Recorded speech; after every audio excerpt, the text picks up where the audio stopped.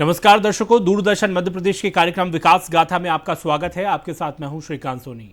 दर्शकों, विकास गाथा के इस प्रोग्राम में हम बात करते हैं कि हमारे मध्य प्रदेश में किस तरह से विकास के नए नए आयाम लिखे जा रहे हैं, विकास के नए नए जो कीर्तिमान मध्य प्रदेश स्थापित कर रहा है, इसी पर बातचीत हम करते हैं। और आज का हमारा विषय तो बहुत ही खास है। आज का हमारा विषय है जनजातीय वर्गों के लिए जो विकास किए जा रहे हैं, उनमें कौन कौन सी योजनाएं हैं और किस तरह से उनका आर्थिक सामाजिक रूप से विकास हो रहा है, इस पर हम बातचीत करेंगे। हमारे साथ बहुत ही खास मेहमान मौजूद हैं। हमारे साथ मौजूद हैं संजय वार्ष्णेय सर, जो कि अपर आयुक्त है जनजाति कार्य विभाग के। बहुत बहुत स्वागत है सर आपका दूरदर्शन मध्य प्रदेश में।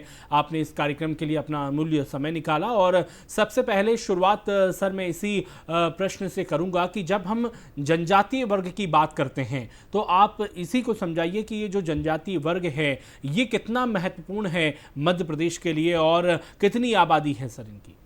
देखिए, मध्य प्रदेश के संदर्भ में जनजाति हमारा जो आबादी है वो करीब 21% कुल आबादी का है। करीब 1,53,00,000 2011 की जनगणना के हिसाब से आबादी हमारी आदिवासी वर्ग से संबंधित है। इसलिए जब 21% की आबादी की बात करते हैं तो निश्चय ही ये राज्य शासन के लिए और समाज के लिए दोनों के लिए महत्वपूर्ण हो जाती है कि वो हमारा वर्ग है उसके विकास के लिए हम काम करें और उसको मेन स्ट्रीम लाइन में लाने का जो भी सार्थक प्रयास हो सके वो करें। जी सर, जनजातीय वर्ग का विकास का अगर हम सिनेरियो की बात करें तो किस तरह से मध्य प्रदेश में इनके विकास का सिनेरियो है अभी? देखिए, राज्य शासन का जो अब मूल अवधारणा ये है कि ये वर्ग आइसोलेशन में और प्रिमिटिव एग्रीकल्चर प्रैक्टिसेस में इन्वॉल्व रहा है। तो मुख्य धारा में लाने के लिए शिक्षा सबसे महत्वपूर्ण कार्य रहता है। जी। तो शिक्षा के लिए विभाग सीधे तौर से जिम्मेदारी विभाग ने उठाई है। 89 ट्राइबल ब्लॉक्स हैं हमारे यहाँ। जी। उन 89 ट्राइबल ब्लॉक्स में कक्षा 1 से लेकर 12वीं तक की शिक्षा और उससे जुड़ी हुई समस्त योजनाओं का संचालन विभाग सीधे करता है। बाकी डेवलपमेंट का कार्य जो अन्य क्षेत्रों में होता है, जैसे सड़क बनना है, अस्पताल बनना है, वेटनरी का है, एग्रीकल्चर का सेक्टर का काम है, तो इसके लिए हमने ट्राइबल सब प्लान का कॉन्सेप्ट को अडॉप्ट किया हुआ है। कुल हमारे आयोजना जो प्लान हमारा अमाउंट होता है, वार्षिक अमाउंट प्लान का होता है, उसमें 21% राशि हम इस वर्ग के लिए आरक्षित करते हैं कि ये इसका व्यय ट्राइबल एरिया में और ट्राइबल पॉपुलेशन के वेलफेयर के लिए ही खर्च होगा। संबंधित विभाग क्योंकि सब्जेक्ट एक्सपर्ट होता है तो ये राशि हर विभाग अपने अपने स्कीमों में ये कोटा तय करके और ट्राइबल वेलफेयर के लिए काम करता है। इस साल 24-25 में ये अमाउंट करीब 41,000 करोड़ से अधिक का अमाउंट है जनजातियों के विकास के लिए। ट्राइबल सब प्लान के रूप में विभिन्न विभाग इसको खर्च करेंगे। ओके सर, आपने नवासी विकास खंड की बात करी, जनजातीय जो विकास खंड है, तो ये क्या है और इन पर जो विकास खंड बनाए गए हैं इनमें किस किस तरह से और कौन कौन सी पॉलिसी से यहाँ का विकास किया जा रहा है? देखिए, मध्य प्रदेश में पंचायत राज एक्सटेंशन एक्ट लागू है। तो शेड्यूल एरिया होता है संविधान द्वारा घोषित है, जहाँ पर 50% से अधिक आबादी SC निवासरत है, वो शेड्यूल एरिया होता है। उस शेड्यूल एरिया को मोटे तौर पर 89 विकास खंडों में मध्य प्रदेश में विभाजित किया गया है। उससे बाहर भी हैं छोटे माडा पॉकेट और क्लस्टर भी हैं, लेकिन मेनली जहां 50% से अधिक आबादी जिन ब्लॉकों में रही उसको प्रारंभिक रूप से आदिवासी विकास खंड के रूप में चिन्हांकित किया गया। वहाँ का प्रशासकीय नियंत्रण और शिक्षा व्यवस्था ये आदिम जाति कल्याण विभाग को सौंपी गई। जी। तो वो 89 विकासखंड रेस्ट विकासखंडों से अलग हैं और वहाँ के विकास के लिए अलग थोड़ी सी योजनाएं बनाई जाती हैं और कंसंट्रेशन है। जैसे जनपद कार्यालय जो है वो विभाग के अधीन है। शेड्यूल एरिया की जितनी भी जनपद पंचायतें हैं वहाँ का जनपद अध्यक्ष अनिवार्यतः जनजाति वर्ग का ही होगा। वहाँ की जो पंचायतें हैं वहाँ पर भी जनजाति वर्ग का ही सरपंच होगा। ये कुछ चीज़ें हैं फिक्स हैं कि जो शेड्यूल एरिया में जो आती है पंचायत जनपद या जिला पंचायत जो होगी जैसे 100% जिला पंचायत बड़वानी है तो वहाँ का जो जिला पंचायत अध्यक्ष होगा वो ट्राइबल ही होगा। तो ये विशेष प्रावधान किए गए हैं। रही बात, हर विभाग अपनी स्कीम लेके आता है और उस क्षेत्र में हम ज़्यादा पैसा खर्च करते हैं शेड्यूल एरिया में, ताकि जो गैप है सामान्य क्षेत्र और ट्राइबल एरिया का वो कम हो सके। जी सर, जब हम इन जनजातीय वर्ग के विकास की बात करते हैं तो सबसे महत्वपूर्ण चीज़ होती है शिक्षा। किस तरह से उनकी बेहतर शिक्षा के लिए विभाग द्वारा कार्य किए जा रहे हैं, उस पर भी आप प्रकाश डालिए। देखिए, जब राजीव गांधी शिक्षा मिशन स्टार्ट हुआ था तो एक शिक्षा गारंटी स्कीम आई थी। जी। हर 1 किलोमीटर पे हमने प्राथमिक शाला, जहाँ 25 बच्चे उपलब्ध हुए वहाँ पर प्राथमिक शाला खोली।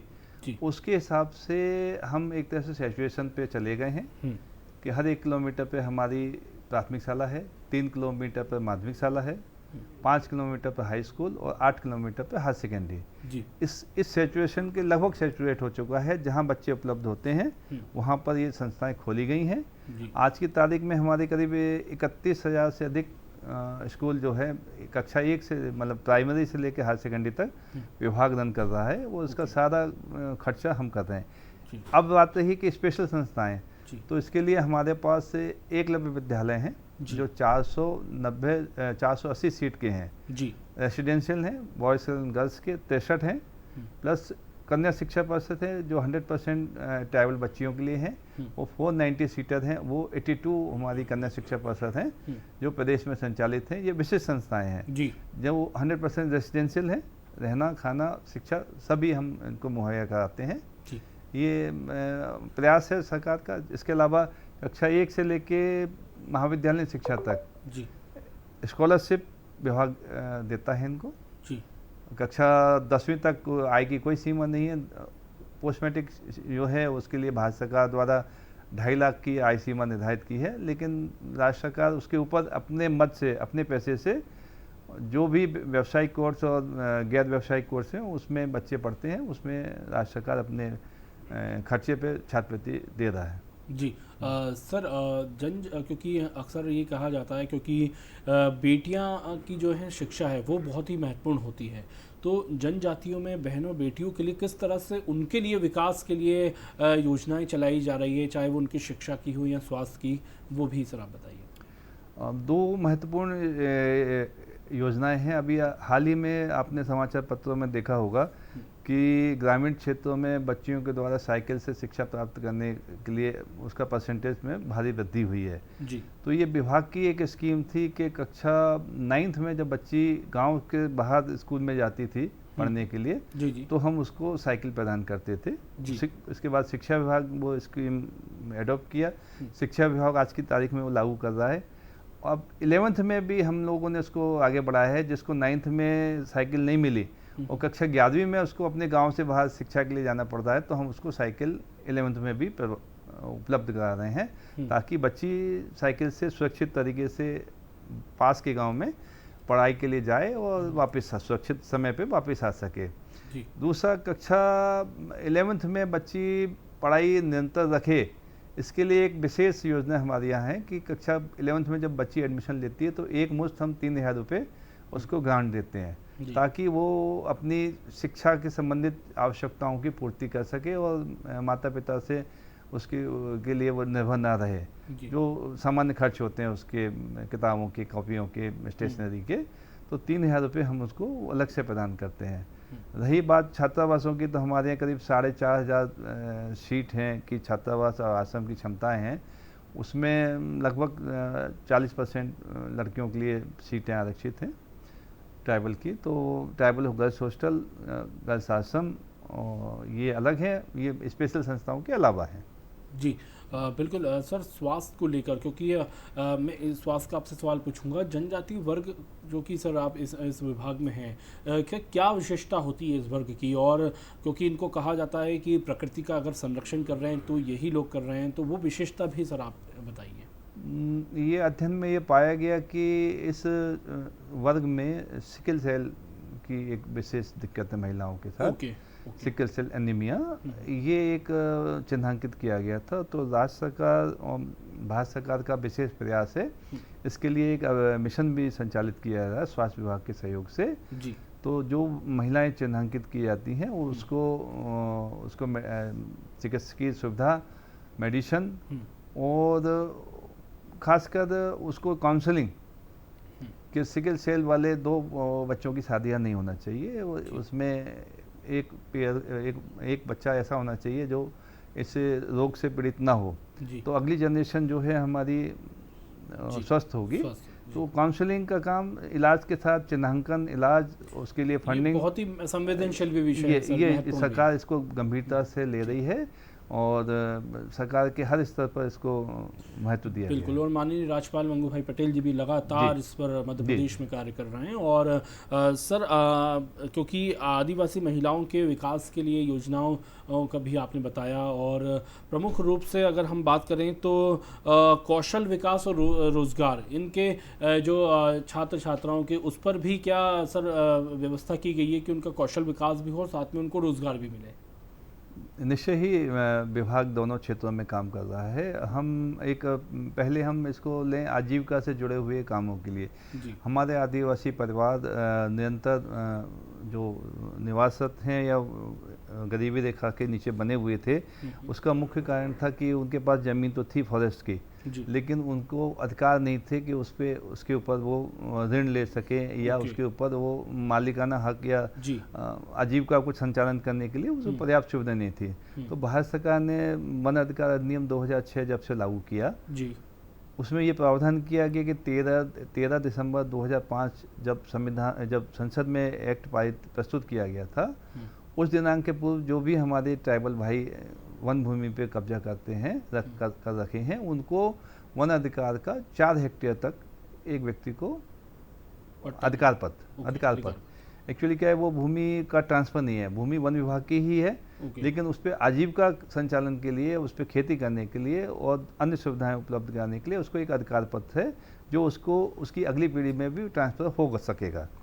तो आज की तारीख में लगभग हमने 3 लाख अधिकार पत्र का वितरण किया है और 9 लाख हेक्टेयर से अधिक भूमि का अधिकार पत्र इन व्यक्तियों को उपलब्ध कराया गया, आदिवासी परिवारों को। अब ये से जमीन का मालिकाना हक लगभग अधिकार पत्र के तहत मिल गया, तो अब वो किसान क्रेडिट कार्ड से उसको लोन मिल सकता है फसल के लिए। इसके बाद जीवन धारा का कूप है, उसके लिए भूमि समतलीकरण, यदि भूमि ऊंची नीची है या ख़राब है तो उसका, ऐसे एग्रीकल्चर सेक्टर से जो सुविधाएं मिल सकती हैं वो सारे भूस्वामी के संबंधित उसको योजनाओं का लाभ सरकार ने प्रदान करना शुरू किया है। तो आज ये मानिए कि 2,71,000 परिवार सीधे तौर से इस अधिकार के तहत, एक्ट के तहत लाभान्वित हो रहे हैं। जल, जंगल और जमीन का अधिकार। हाँ जी, वो अपनी आजीविका बेहतर तरीके से कर पा रहे हैं। रहा प्रशिक्षण वाली बात जो है कौशल उन्नयन का, हमारे यहाँ मैपसेट एक संस्था है, हमारी विभाग की संस्था है, जो विभिन्न प्रकार के कोर्सेज को चिन्हांकित करके और उसमें प्रशिक्षण देके प्लेसमेंट कराती है। प्लेसमेंट के लिए हमारा जो पैरामीटर हमने तय किया है वो है 70% प्लेसमेंट कंपलसरी है प्रशिक्षण के बाद, और 6 महीने कम से कम रिटेंशन होना चाहिए उसका। तो उस जहाँ जॉब मिलती है वहाँ 6 महीने तक कम से कम उसको हम फॉलोअप करते हैं कि वो बच्चा वहाँ टिका है कि नहीं। तो इसे इंडो जर्मन टूल रूम है, काफ़ी अच्छी संस्था है भारत सरकार की, वो है। सीपेट है, इसके बाद 16 सेक्टर में है, कपड़ों को डिजाइनिंग के सेक्टर में है, अपैरल के संबंध में। तो ये कुछ सब ऐसे सेक्टर हैं जहाँ पे जॉब की अपॉर्चुनिटी काफ़ी है। इवन देन ये अपना मंडीदीप में ट्रैक्टर वाला है आपका आयशर ट्रैक्टर का है। पीथमपुर में भी जो उद्योगों संबंधित, व्यवसाय संबंधित आवश्यकताओं को देखते हुए हमने कोर्स डिजाइन किए हैं और बच्चों को प्रशिक्षण देने के बाद उनका प्लेसमेंट करा रहे हैं जी। ये तो हुआ विभाग सीधे करता है। इसके बाद जो तकनीकी शिक्षा विभाग के ITIs हैं या उनके कौशल विकास के जो स्कीम चल रही हैं, कोर्सेज चल रहे हैं, उसमें भी हमारा निर्धारित कोटा 21% तक हमारे बच्चों को लेने की अनिवार्यता है। जब भी कोर्स शुरू होगा सामान्य कोर्स, उसमें 21% बच्चों को, आदिवासी बच्चों को उसमें प्रशिक्षित किए जाने का प्रावधान है जी बिल्कुल सर, वन अधिकार के बारे में आपने बहुत ही बढ़िया जानकारी दी, लेकिन हम आपसे ये भी जानेंगे कि ये जब उनको वन अधिकार पत्रों का वितरण हुआ, उसके बाद से किस तरह से सर उनके विकास में गति आई है और क्या बदलाव आपने देखा सर उसमें? नहीं, देखिए, जैसे जिसके यहाँ कूप का स्थापना हो गई, कुआं खुद गया, तो जहाँ वो एक फसल केवल ब्रॉडकास्ट का मतलब आप ये समझिए कि वो छिड़काव किया उसने और जो धान हो गई वो उसने काट ली और उसके बाद वही आजीविका थी। जी। अब वो अधिकार पूर्वक 2 फसल ले सकता है, पानी की व्यवस्था हो गई तो अब 2 फसल ले सकता है। जी। उसके बाद किसान क्रेडिट कार्ड है तो वो बेहतर उन्नत किस्म का बीज, खाद वो लोन पे ले सकता है सोसाइटी से, और लोन रिपेमेंट के बाद फिर अगली फसल के लिए फिर ले सकता है। जी। तो ये स्थायित्व आया उसके जीवन में, और आर्थिक रूप से समृद्धि भी आई सर। यस। अगर 2 फसल ले पाएगा तो निश्चय ही वो ज़्यादा इनकम उसकी होगी। प्रोडक्टिविटी हमको बढ़ाने का जो हमारा लक्ष्य है कि ज़मीन तो सीमित है, लेकिन हम अगर उसका प्रोडक्शन या प्रोडक्टिविटी बढ़ा लें तो हमारी आय निश्चय ही बढ़ेगी। बिल्कुल सर, विभाग द्वारा उनको जागरूक करने के लिए और अवेयरनेस के कुछ प्रोग्राम भी संचालित करता है ताकि उनको कुछ चीज़ों का पता चले, योजना का पता चले और वो आगे आएँ और लाभ उठाएं। एक सेक्टर मैं आपको बताना चाहूँगा कि एक हमारे पीवीटीजी ग्रुप है, जो विशेष पिछड़ी जनजातियाँ हैं, हमारे यहाँ 3 हैं, बेगा, सहरिया और भारिया। भारत सरकार का और राज्य सरकार का विशेष ध्यान है। करीब 11-12 लाख के बीच इनकी आबादी है, पुरानी जो भी जब भी गणना हुई है। इसके लिए प्रधानमंत्री जनमन योजना एक लागू की गई है, जो महाअभियान है, जन कल्याण अभियान एक भारत सरकार द्वारा संचालित किया गया है। इसमें वो उन गाँवों में जहाँ इनकी बसाहट है वहाँ पे इंफ्रास्ट्रक्चर के साथ साथ बेसिक जो सुविधाएं हैं, जैसे कि आधार कार्ड नहीं बना, जनधन अकाउंट नहीं बना, जैसे उसका राशन पर्ची उसके पास नहीं है, या उसके बीमा का प्रधानमंत्री आयुष्मान कार्ड उसके पास नहीं है, इस ऐसी 7 स्कीमों में जो बेसिक बहुत आवश्यक है, बहुत जरूरी, किसान सम्मान निधि का उसको पात्रता है लेकिन नहीं मिल रहा है, तो इसको हमने सैचुरेशन का काम किया है। हर परिवार को हम सैचुरेट कर रहे हैं कि ये 7 सुविधाओं से वो वंचित ना रह पाए। यदि पात्र है तो उसको सुविधा मिले। तो लगभग हम लोगों ने ये काम पूरा कर लिया है। इसी प्रकार ये वर्ग की महिलाओं को हमने ये लाडली बहना योजना बाद में आई, इससे पहले एक ये स्कीम हमारी थी आहार अनुदान, तो आज भी चल रही है। इन विशेष पिछड़ी जातियों की महिलाओं को हम 1500 रुपये प्रति माह सहायता प्रदान करते हैं। इसका सर लाभ कैसे लें जो अभी जनजातीय महिलाएं जो सुन रही हैं? ये विशेष पिछड़ी जनजाति की यदि कोई महिला छोटी है तो उसको पात्रता है। बाकी महिलाएं जो हैं वो लाडली लक्ष्मी से कवर होंगी, लेकिन विशेष पिछड़ी जनजाति को, कि ये पहले से स्कीम थी हमारी, उनको हम 1500 रुपये दे रहे हैं और सीधे डीबीटी से उनके खाते में जाते हैं, ताकि उनका जो मासिक आहार का स्तर है वो सुधर जाए और पौष्टिक आहार उनको उपलब्ध हो सके। जी।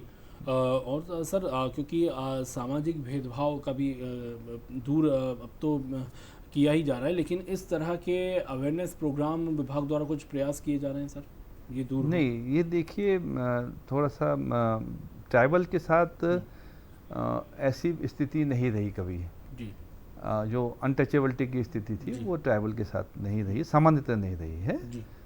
तो ऐसी शिकायतें भी हमको विभाग को नहीं मिली। ये हिंदू जो समाज व्यवस्था है सनातनी, उसमें वर्ण व्यवस्था थी जी। ट्राइबल के साथ ऐसा नहीं रहा है, तो ऐसी शिकायतें अनटचेबिलिटी की या सामाजिक भेदभाव की नहीं रही है। हाँ, गरीबी और आइसोलेशन की बात जरूर रही है। इसके लिए एट्रोसिटी एक्ट लागू है। यदि उनके साथ कोई भी उत्पीड़न होता है तो उसके साथ सख्ती से कार्रवाई हो रही है। हमारे 43 स्पेशल कोर्ट हैं स्टेट में जो ऐसे मुकदमे की सुनवाई करते हैं। 51 जिलों में स्पेशल थाने हैं जो ऐसे किसी भी घटना होने की FIR करते हैं। कहीं कहीं सामाजिक ये घटनाएं होती हैं, अपराध घटित होते हैं, तो शासन सख्ती से इस पर एक्शन लेता है, पीड़ित को राहत मिलती है और फास्ट ट्रैक इसमें कार्रवाई होती है। स्पेशल कोर्ट है, तेजी से सुनवाई करती है और सजा दी जा रही है। जी सर, जनजातीय वर्ग क्योंकि अपनी कला और संस्कृति के लिए भी बहुत जाना जाता है, विश्व भर में उनकी कला प्रशंसनीय होती है, तो उनकी कला और संस्कृति को संरक्षण प्रदान करने के लिए विभाग किस तरह के कार्यक्रम कर रहा है और क्या कुछ कार्य कर रहा है सर? हमारे यहाँ एक संस्थान है वन्या। जी, वन्या एक संस्थान है विभाग की ही, वो उसका काम ये है कि ट्राइबल जो कल्चर है और जो उसकी और आज किस तरह से सर उस संस्कृति और वो संस्कृति और कला ने विकास किया है सर, वो भी आप हमें बताइए। नहीं, ये तो विकास तो एक नेचुरल कोर्स है। जी, ट्राइबल जैसे जैसे अपने गांव से और शहर की तरफ, शहर से राजधानी की ओर आया है, तो उसने अपनी कला को प्रदर्शित किया है। जी, जैसे एक एग्जांपल लेना चाहेंगे अपन, गौड़ पेंटिंग। बिल्कुल बिल्कुल। गौड़ पेंटिंग मंडला की, जो गौड़ पेंटिंग है गौड़ लोगों की, वो उसको काफ़ी प्रचार प्रसार मिला है और राष्ट्रीय स्तर पे अंतर्राष्ट्रीय लोग लेके जाते हैं यहाँ से। जी, पेंटिंग से सर उनका आर्थिक उपार्जन भी हो रहा है, सशक्त हो रहे हैं तो वो बाहर उभर के आई है। तो बन्या प्रकाशन जो हमारा है, बन्या संस्थान है, वो ये प्रयास कर रहा है कि ऐसी चीज़ें चिन्हांकन कर रहा है इन चीज़ों को और उसकी जियो टैगिंग कर रहा है।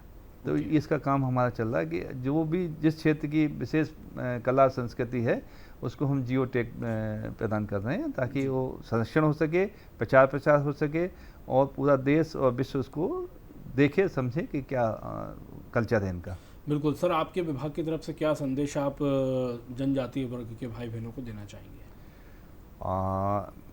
मैं तो यही कहूँगा कि हमारा विभाग का ये मुख्य दायित्व है कि हमारा आदिवासी समाज हमारे समकक्ष और हमसे आगे आए, उसका जो रिप्रेजेंटेशन है, जो जहाँ तक व्यक्तिगत रूप से मैं चाहूँगा कि उसका रिप्रेजेंटेशन नेशनल लेवल पे उतना होना चाहिए जितना उसकी आबादी है, कम से कम उतना तो होना चाहिए।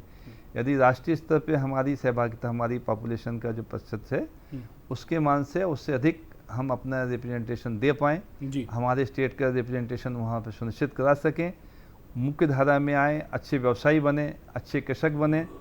इसके लिए विभाग से जो भी संभव होगा, राज्य शासन से जो भी संभव होगा, राज्य शासन वो करेगा और विभाग निश्चय ही इसमें सफल होगा। बिल्कुल, तो जनजातीय वर्ग का लगातार विकास हो रहा है और जिस तरह से उनको मुख्य धारा से जोड़कर आर्थिक और कहें कि शिक्षा से जोड़कर उनको सशक्त कर रहे हैं, वो काफ़ी सराहनीय। बहुत बहुत शुक्रिया सर, आपने दूरदर्शन मध्य प्रदेश के लिए वक्त निकाला। तो दर्शकों, विकास गाथा के इस कार्यक्रम में इतना ही। आप जुड़े रहिए हमारे साथ। नमस्कार।